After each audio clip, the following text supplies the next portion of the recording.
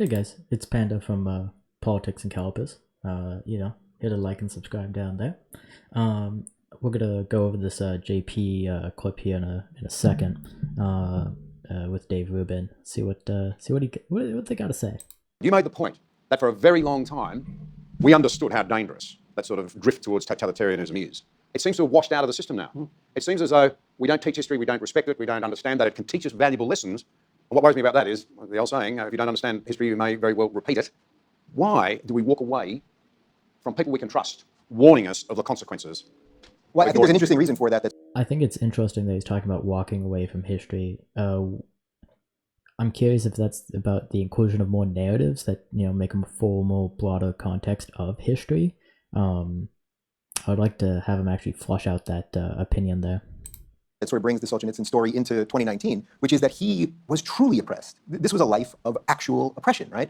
Now we have people that are walking around. Everyone in this room has this in their pocket. And if you have this in your pocket, and you think, off, I hope. Yeah, hopefully turned off. But if you have this thing in your pocket and you think you're oppressed, you're very confused. We live in a time with such absurd freedoms in the West that are so beyond imagination of what people could only dream of 2 generations ago, even 1 generation ago, especially with this, that people now have a perceived oppression instead of a real oppression. So one of the things that I find when I go to that's a really dumb take, as my mouse sound protector falls.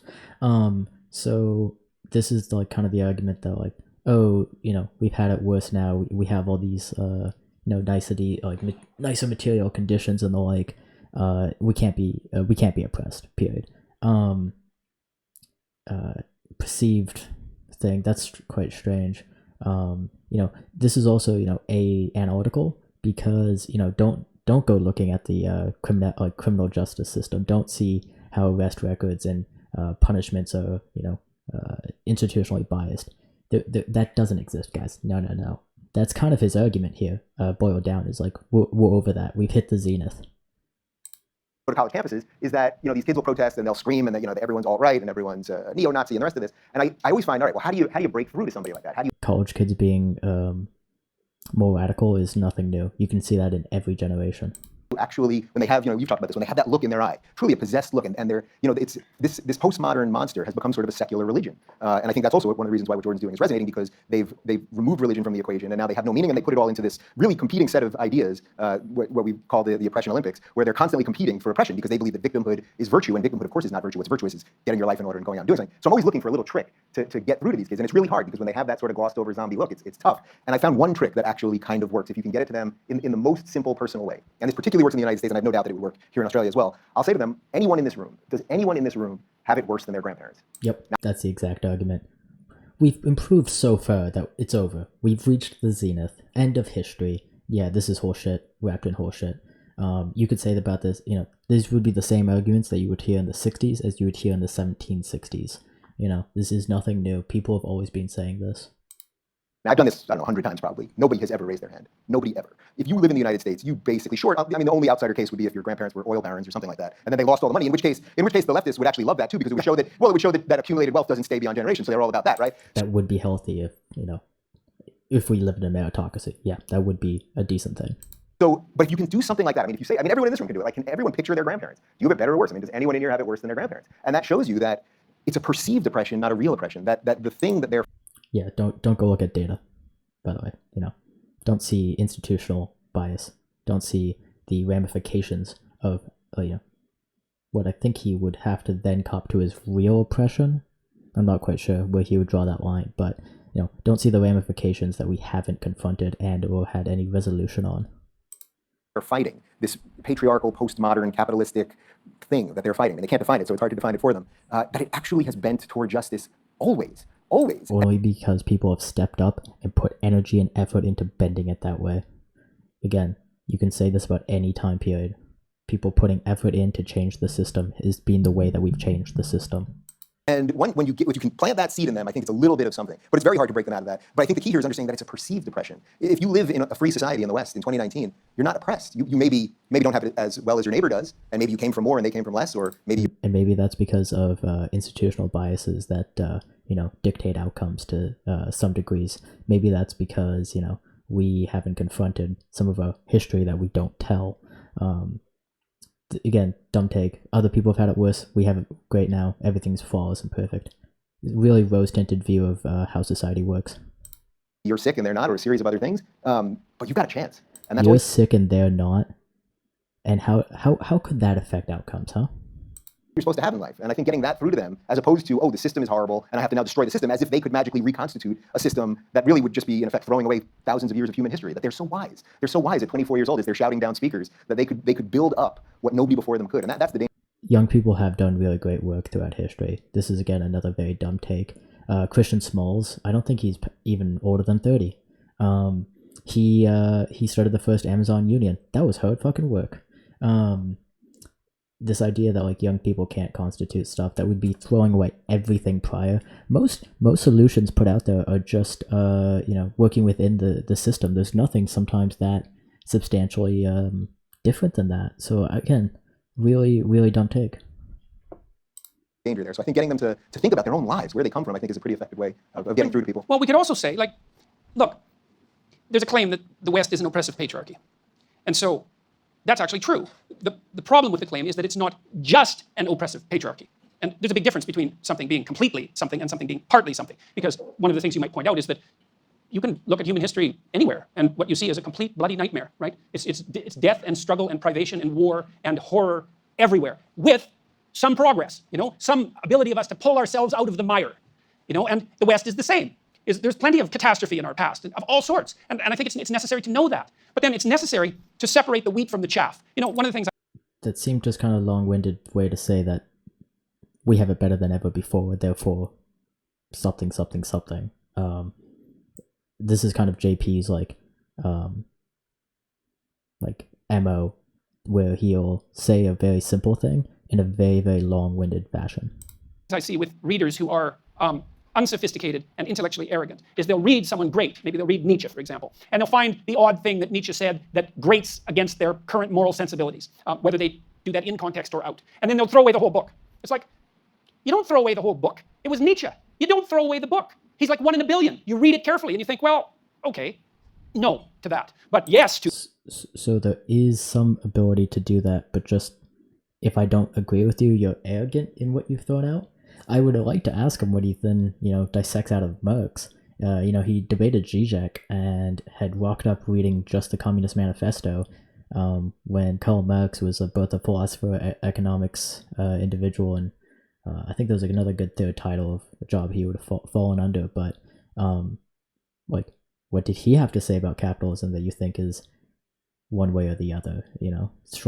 Good or bad? But I think Peterson would be what he falls arrogant into the second category if he did that. Do this, and you do the same thing with Dostoevsky, and you do the same thing with Tolstoy. You do the same thing with the great writers of the past that have been passed down to us. You read intelligently, you separate the wheat from the chaff, right? And you gain wisdom that way. Well, you do the same when you look at your own history. It's like, well, of course it's a bloody nightmare. But what do you expect? It's like, what's your point? That the point is that it has tangible ramifications on today. That things that exist today, the systems that are in place now, whether it be electrical grid, suburbs, or whatever, those came from somewhere else. Things are consequential. I don't know. Burn it down, and then we're going to have something better as a consequence? Well, not so easily, not so quickly. Maybe we read our history carefully. We think, okay. This is a big straw man both of them made here. The idea that we want to tear it down to the ground to nothing, to zilch and rebuild. Most people advocate for changes within the system. So no, this is even dumber than that. Yeah. Okay, well, what did we get right? Well, what did we get right? Well, the sovereignty of the individual, that's pretty good. The fact that you have right to property, that's pretty good. You can argue about the limits on that, but you don't want someone just taking your purse. It's helpful that there are things that you can earn and own. The dignity of the individual, that's another one. The innocence before the law, God, that's a miracle that we ever came up with that idea. I can't believe that idea exists, because in most cultures it's like, well, you might be guilty? Okay, you're dead. Because, well, that's easier. You might be guilty. Why go through all the trouble? Yeah, this is, things that we gleaned from the Enlightenment. These are Enlightenment liberal ideas. And the biggest,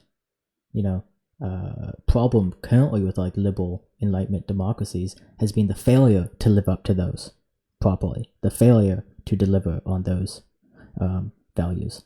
So that's what people will continue to push at.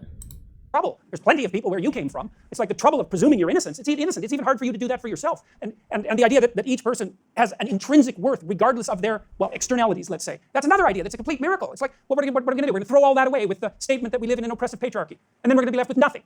And wouldn't getting rid of hierarchies get rid of the idea that people are different based on immutable traits too? What good is that? How about we look at our history and we take responsibility for it? We think, okay, well, here's some things that need to be fixed. There's plenty of them, right? There's plenty of them for each of us to fix. And we'll go fix them. And maybe then we can atone for the bloodiness of our history and for our... So there are reparations that can happen throughout society to make it better, but you disagree with the ones currently happening? so-called unearned privilege, some of which all of us have. And that would be good. That would be part of the adventure of your life too. And that's a far more sensible and wise approach to the diagnosis of what's wrong with the West than, well, it's an oppressive patriarchy and it should be overthrown or whatever that current whatever straw man I can make up so that they don't seem like they actually have a coherent point. Resolution and resentful ideology happens to be. And there's something to be said for a bit of humility as well. Mm-hmm. It's like, you really think that you're capable of making large-scale social transformations and getting it right, do you? You really think that? You're 25, you're 30, you're 40, I don't care, What? You're 40? How old do you have to be until you have the ability? And also, again, this is just like a dumb take. Young people have created great things. People have started companies. People have started, entire movements that have gained, momentum. Like, wasn't MLK? He had to be in his 40s. He might have been a bit older, but there were young individuals in the civil rights movement and the Black Power movements. Fred Hampton was 21. He started breakfasts for people in Chicago. Like, I'm sorry. I think there are things that we can do that we know work better than current systems we have. It's not arrogance. Like, it's looking at the data, looking at this, the material conditions. This is asinine. What makes you think you're smart enough to pull off something like that? It's very, very difficult. Very, very, very difficult to take a system that works not too badly and to do anything to it that doesn't make it worse, much less to radically Guys, we can't do anything good because other people had it worse, and we might fuck it up. This is actually an argument for ossification. Ossification of systems is a really dangerous and destructive tendency.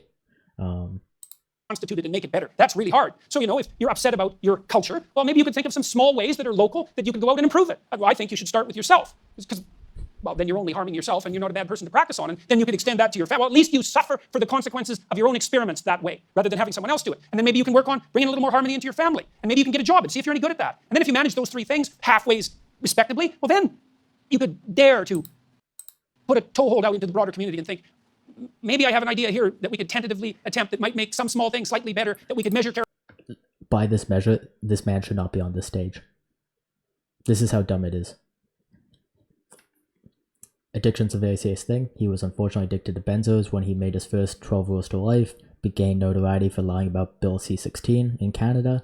By this dude's own standards, he should be saying nothing up here. Absolutely nothing. So, again, the idea that your room has to be in perfect order is absolutely asinine. Your problems can be stemming from society, in fact, whether it be healthcare bills, whether it be how your neighborhood's policed, whether it be where you fucking live even necessarily, how you gotta be able to pay for rent. This is just a argument for ossification of systems. Carefully and assess. And that would be your contribution. And maybe you get real good at that, So by the time you're 50 or 60 and you have a solid life behind you, you're actually capable of generating large-scale improvements. Carefully. People have spent a long time also doing work and trying to bring it up. So their argument is super ahistorical, analytical, absolutely asinine. And that's what these guys have to offer. I'll be going over JP's interview with Kyle Klinsky later. And I think you'll see a lot more of that, where it's just a call to tradition that is really mythical and mythologized by them. And I think it's pretty dangerous what they have here. So, I'm Panda. This is Politics and Cowboys. If you liked it, hit the like button and subscribe. Have a good one, y'all.